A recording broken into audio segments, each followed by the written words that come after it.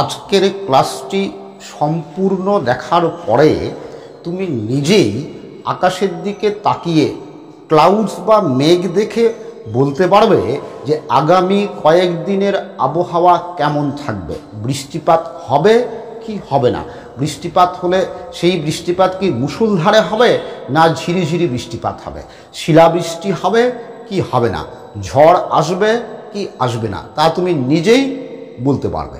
ওকে, ফলে আজকের ক্লাসটি কিন্তু খুবই ইন্টারেস্টিং হতে যাচ্ছে। যেমন দেখো, আকাশে যদি ঠিক এরকম মেঘ দেখা যায়, ওকে, তাহলে তোমরা বুঝবে যে আগামী কয়েকদিন আকাশ পরিষ্কার থাকবে, বৃষ্টিপাত হবে না। আগেকার দিনে কিন্তু আকাশে এরকম মেঘ দেখেই আবহাওয়ার পূর্বাভাস দেওয়া হতো।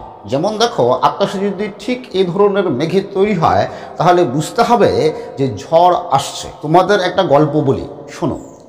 বঙ্কিমচন্দ্র চট্টোপাধ্যায়ের লেখা দেবী চৌধুরানী উপন্যাসে দেবী চৌধুরানী ছিলেন ইংরেজদের কাছে দস্যু রানী বা ডাকাত রানী, কিন্তু ভারতীয়দের কাছে ছিলেন স্বাধীনতা সংগ্রামী।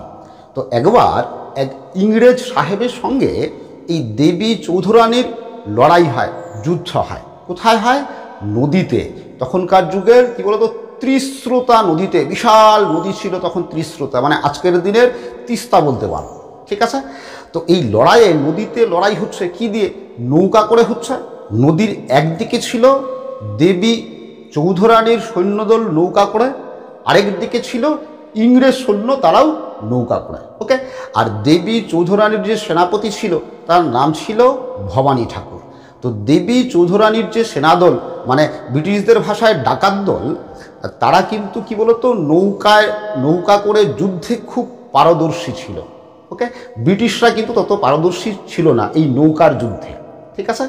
তো দেবী চৌধুরানী লড়াই করে ইচ্ছে করলেই ব্রিটিশদেরকে হারিয়ে ব্রিটিশ সাহেবকে হত্যা করতে পারত, কিন্তু দেবী চৌধুরানী চেয়েছিলেন ইংরেজ সাহেবকে হত্যা না করে বন্দি করতে।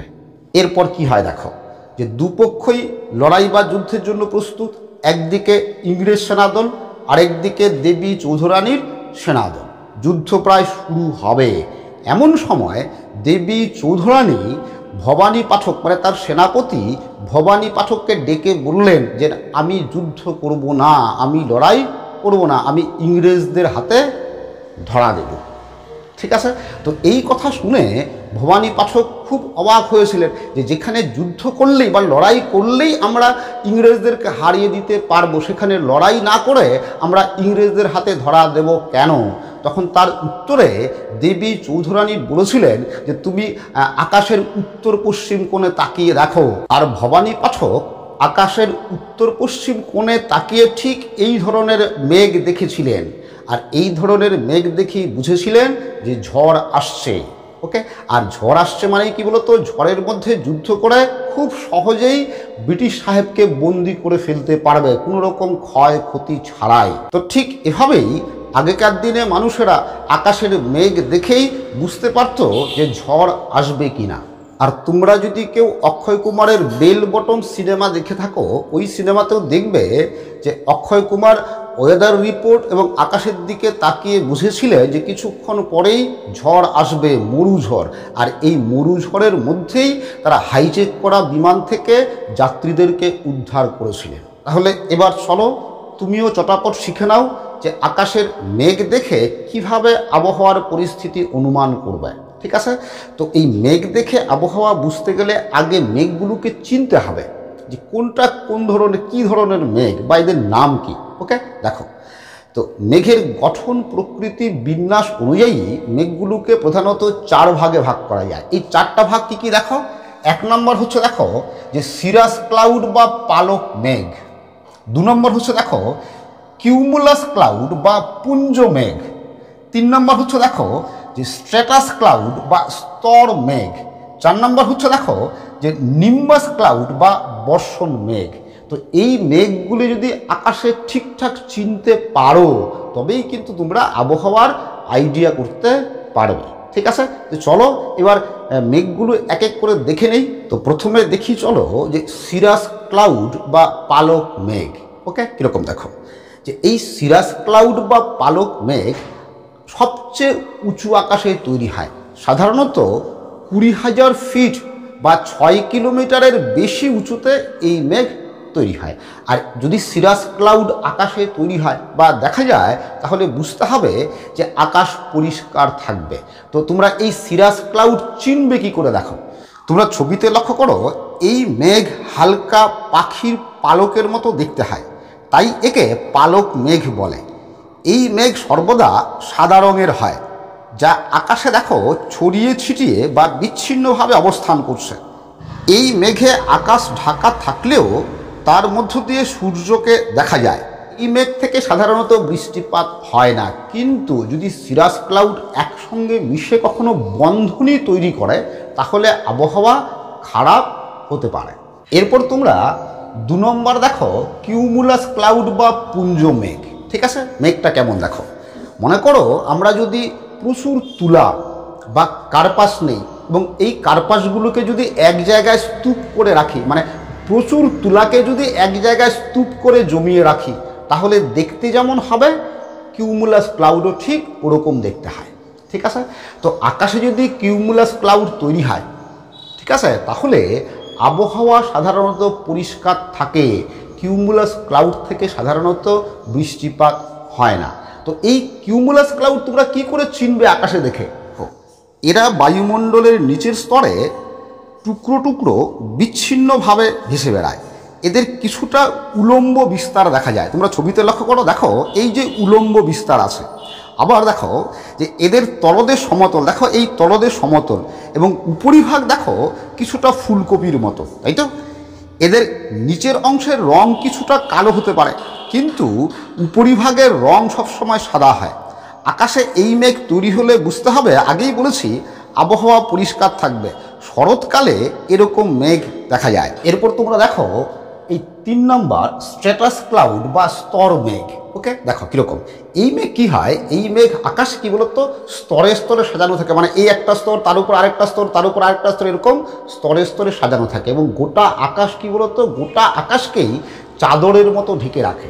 ঠিক আছে, তো আকাশে যদি এই স্ট্র্যাটাস ক্লাউড তৈরি হয় তাহলে ঝিরিঝিরি বৃষ্টিপাত হতে পারে, মুষলধারে বৃষ্টিপাত হবে না। কি বলছি, ঝিরিঝিরি বৃষ্টিপাত হবে। তো তোমরা এই ক্লাউড বা স্ট্র্যাটাস ক্লাউডকে কি করে চিনবে?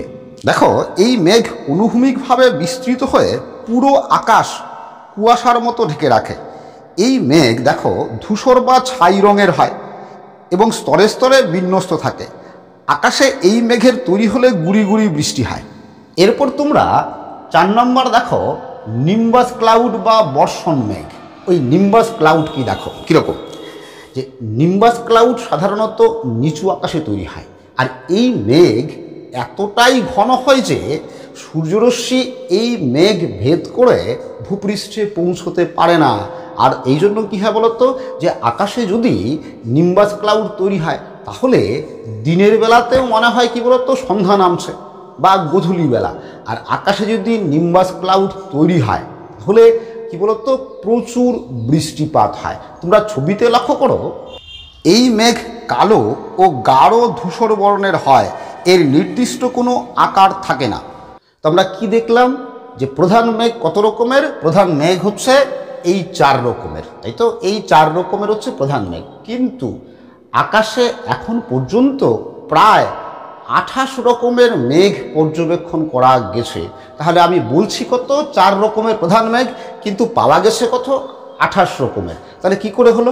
অনেকটা কীরকম, একটা উদাহরণ দিয়ে বুঝতে পারবে। দেখো সহজেই কীরকম দেখো, মনে করো শুধু চাউল আলাদাভাবে রান্না করলাম, কি হবে? ভাত। ডাল আলাদাভাবে রান্না করলাম, কি হবে? শুধু ডাল। আর যদি চাউল আর ডাল একসঙ্গে মিশিয়ে রান্না করি তাহলে কি হবে? খিচুড়ি। এখানেও কি হয় বলতো, খিচুড়ি পাকিয়ে যায়। মানে কি বলতো, একরকম মেঘ আরেক রকম মেঘের বৈশিষ্ট্য ধারণ করে নতুন রকমের মেঘের উৎপত্তি ঘটায়। কীরকম দেখো, যেমন দেখো মনে করো এই নিম্বাস মেঘ স্ট্র্যাটাস মেঘের মতো বৈশিষ্ট্য ধারণ করলো, তাহলে এই দুটা মিলে নতুন রকম একটা মেঘের তৈরি হয় যার নাম হচ্ছে নিম্বো স্ট্র্যাটাস। ওকে, আবার ঠিক একই রকম দেখো যে সিরাস মেঘ মনে করো কিউমুলাসের মতো বৈশিষ্ট্য ধারণ করলো, তখন তার নাম হয় নতুন রকমের মেঘ, নাম হয় সিরো কিউমুলাস। ওকে, আবার দেখো যে নিম্বাস মেঘ কিউমুলাসের মতো বৈশিষ্ট্য ধারণ করলো, তাহলে হয়ে যায় কিউমুলো নিম্বাস। এভাবে প্রায় 28 রকমের মেঘের তৈরি হয়। এবার এটা কিভাবে হয় এবং সেটা আকাশের উচ্চতা অনুযায়ী হয়। এবার চলো আমরা দেখে নেই যে উচ্চতা অনুযায়ী মেঘগুলো কত রকমের, কি কি। উচ্চতা অনুযায়ী মেঘগুলিকে 3টা শ্রেণীতে ভাগ করা যায়। যেমন দেখো যে একটা হচ্ছে নিচু আকাশের মেঘ বা নিম্ন স্তরের মেঘ। ঠিক আছে, কীরকম মনে করো এটা হচ্ছে ভূপৃষ্ঠ, ভূপৃষ্ঠ থেকে 2 কিলোমিটার উচ্চতা, কত বলছি 2 কিলোমিটার বা 6500 ফুট উচ্চতা পর্যন্ত যে মেঘের তৈরি হয় সেগুলোকে বলা হয় কি নিচু আকাশের মেঘ। ওকে, আবার দেখো যে 2 কিলোমিটার থেকে 6 কিলোমিটার পর্যন্ত, মানে 2 কিলোমিটার থেকে 6 কিলোমিটার উচ্চতার মাঝখানে, মানে এই 6500 থেকে 20,000 ফুট উচ্চতার মাঝখানে যে মেঘের তৈরি হয় সেগুলোকে মাঝারি উচ্চতার মেঘ বা মাঝারি আকাশের মেঘ বলে। ওকে, আবার 6 কিলোমিটারের উপরে বা 20,000 ফুট উচ্চতার বেশি উপরে যেসব মেঘের তৈরি হয় সেগুলোকে উঁচু আকাশের মেঘ বলে। তো তোমরা কোন স্তরে কি কি মেঘের তৈরি হচ্ছে তোমরা নামগুলো কিভাবে মনে রাখবে, দেখো আমি খুব সহজ উপায় বলছি একটা। কীরকম দেখো, দেখো নিচু স্তরের যে মেঘ তৈরি হয় সেগুলো হচ্ছে স্ট্র্যাটাস মেঘ। কি বলছি, নিচু স্তরে যে মেঘ তৈরি হয় তার নাম কি স্ট্র্যাটাস মেঘ। দেখো এই যে স্ট্র্যাটাস মেঘ, ঠিক আছে, স্ট্র্যাটাস ক্লাউড। এবার নিচু আকাশে যদি মনে করো কিউমুলাস তৈরি হলো, কিউমুলাস মেঘ তৈরি হলো, তাহলে তার নাম কি হলো বলো তো, স্ট্র্যাটো কিউমুলাস। এই স্ট্র্যাটাস থেকে স্ট্র্যাটো কিউমুলাস। ওকে, আবার যদি এরকম হয় যে নিচু আকাশে নিম্বাস মেঘ তৈরি হলো, তাহলে স্ট্র্যাটাসের সঙ্গে যুক্ত হয়ে কি দেখো যে নিম্বো স্ট্র্যাটাস। ঠিক আছে, তো এই গেল হচ্ছে কি বলতো নিচু আকাশের মেঘ। ওকে, এবার দেখো এই মাঝারি আকাশের মেঘগুলোকে দেখো সাথে অল্টো যুক্ত হয়। মাঝারি আকাশের মেঘের যে নাম তার সঙ্গে অল্টো শব্দটা যুক্ত হয়। এবার মাঝারি আকাশে যদি দেখো যে স্ট্র্যাটাস মেঘ তৈরি হয় তখন তার নাম হয়ে যাবে অল্টো স্ট্র্যাটাস।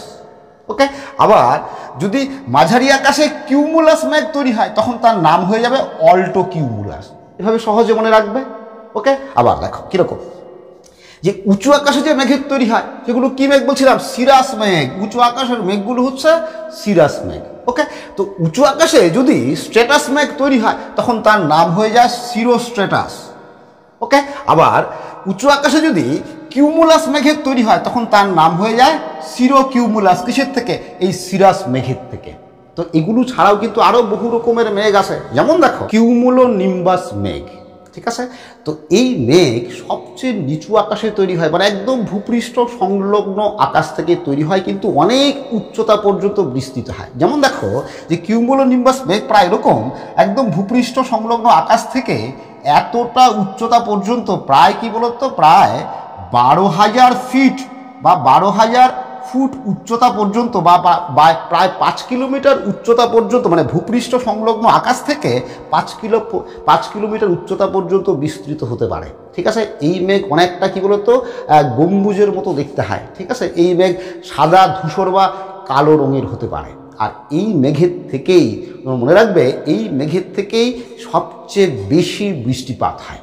ওকে, কি বলছি, এই মেঘের থেকেই সবচেয়ে বেশি বৃষ্টিপাত হয়, শিলাবৃষ্টি হয়। এই জন্য এই মেঘকে থান্ডার ক্লাউড বা বজ্র মেঘ বলা হয়। আমাদের এখানে কালবৈশাখী ঝড়ের সময় কিন্তু এই কিউমুলো নিম্বাস মেঘের তৈরি হয়। ঠিক আছে, তোমরা ছবিতে লক্ষ্য করো, এই হচ্ছে দেখো কিউমুলো নিম্বাস মেঘ। তোমরা এই যে মেঘগুলো দেখলে এর মধ্যে দেখো যে উঁচু আকাশের মেঘ যেগুলো আছে, ঠিক আছে, উঁচু আকাশের মেঘের থেকে বৃষ্টিপাত হয় না। তাহলে তোমরা সহজেই বলতে পারবে যে সিরো স্ট্র্যাটাস, সিরো কিউমুলাস মেঘের থেকে কি বৃষ্টিপাত হবে? বৃষ্টিপাত হবে না। ওকে, মাঝারি আকাশের মেঘের থেকেও সাধারণত বৃষ্টিপাত হয় না। আবহাওয়া সামান্য খারাপ হলেও বৃষ্টিপাত সাধারণত হয় না। তার মানে কি দেখো যে অল্টো স্ট্র্যাটাস অল্টো কিউমুলাস মেঘের থেকে বৃষ্টিপাত হয় না।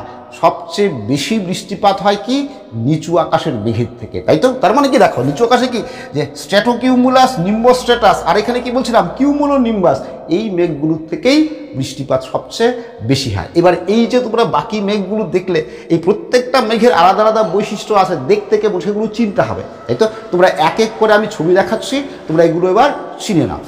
সিরোস্ট্রেটাস, পাতলা চাদরের মতো এই মেঘে ঢাকা আকাশ দুধের মতো সাদা দেখায়। অনেক সময় এই মেঘ চাঁদ আর সূর্যের চারপাশে বলয়ের আকারে অবস্থান করে। এই মেঘ আকাশে তৈরি হলে আগেই বলেছি কি আবহাওয়া পরিষ্কার থাকে।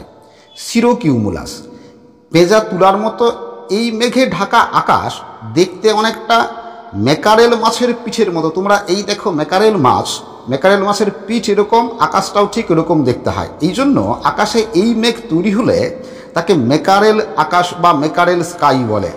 এই মেঘ আকাশে তৈরি হলেও আবহাওয়া পরিষ্কার থাকে।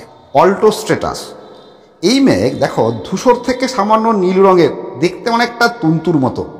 এই মেঘের মধ্য দিয়ে সূর্যকে অনেকটা অনুজ্জ্বল দেখায়। আকাশে যদি এই মেঘ তৈরি হয় তাহলে একটানা বৃষ্টিপাতের সম্ভাবনা থাকে। অল্টোকিউমুলাস, চ্যাপ্টা গোলাকার সাদা থেকে ধূসর রঙের এই মেঘ আকাশের ঢেউয়ের মতো অবস্থান করে, এর ফাঁকে ফাঁকে নীল আকাশ দেখা যায়। স্ট্র্যাটোকিউমুলাস, এই মেঘ দেখতে অনেকটা স্তূপের মতো ও স্তরে স্তরে সাজানো থাকে। অনেক সময় দেখে মনে হয় স্তরগুলো যেন গড়িয়ে চলেছে, তাই এর আরেক নাম বাম্পি ক্লাউড। নিম্বোস্ট্রেটাস, ঘন পুরু ধূসর থেকে কালো রঙের এই মেঘ আকাশে তৈরি হলে খারাপ আবহাওয়া নির্দেশ করায়। এই মেঘের কোনো নির্দিষ্ট আকার থাকে না, এই মেঘের থেকে সাধারণত একটানা বৃষ্টিপাত হয়। তো আশা করি তোমরা বুঝতে পেরেছো। আজ আমি এখানেই শেষ করছি। তোমরা সবাই ভালো থাকবে, সুস্থ থাকবে। আবার দেখা হবে পরের ক্লাসে।